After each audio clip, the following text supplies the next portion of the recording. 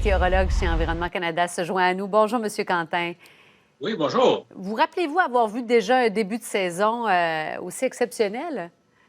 Ben, disons que je n'ai pas la mémoire tant en forme que ça, mais disons que oui, dans ma très jeune enfance, je me souviens, je travaillais dans un camp de vacances où on avait eu chaud, très chaud tout l'été, là. Uh-huh. Donc, dans les années 60, 70, on a certainement eu des étés semblables. C'est pas du jamais vu, mais comme vous l'avez mentionné, c'est quand même un été exceptionnel, là, beaucoup de chaleur, plusieurs périodes de temps chaud qu'on a connues jusqu'à présent et ça se poursuit toute la semaine, cette semaine, avec peut-être un petit intermède mercredi avec du temps un petit peu plus nuageux, plus instable, mais quand même une très belle semaine en vue, là, encore une fois. Et ça, c'est sur la plupart des secteurs, là. Pas mal tout le monde va être là-dedans cette semaine. Oui, ben, le temps très chaud, très humide, c'est surtout sur l'ouest de la province. Donc, on trace une ligne de l'Abitibi jusqu'au centre du Québec, là. C'est ces secteurs-là qui vont être le plus touchés par la chaleur toute la semaine de la région métropolitaine, l'Outaouais, Montérégie, les Basses-Laurentides, la Nodière.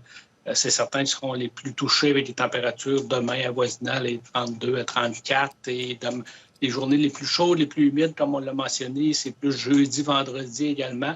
Le centre du Québec et l'Est, il va parfois y avoir une petite brise du nord-est qui va maintenir les températures un peu plus fraîches, mais encore une fois, comme la région de Québec, là, jeudi, vendredi, on devrait atteindre des températures au-delà de 30 degrés avec un taux d'humidité relativement élevé. Donc, ça se poursuit. L'été qui a débuté tôt cette année, on se souvient de la canicule qu'on a eue au mois de mai et ça se poursuit encore. Et jusqu'à la fin du mois de juillet, là, on entrevoit des températures qui vont être de façon générale au-dessus des normales. Pas toujours dans les 32-34, là, mais on parle de températures qui vont très fréquemment avoisiner les 27 à 30 degrés. C'est encourageant ce que vous dites. Donc, c'est ça, hein, on s'attend à ce que ce soit chaud tout au long du mois de juillet, là.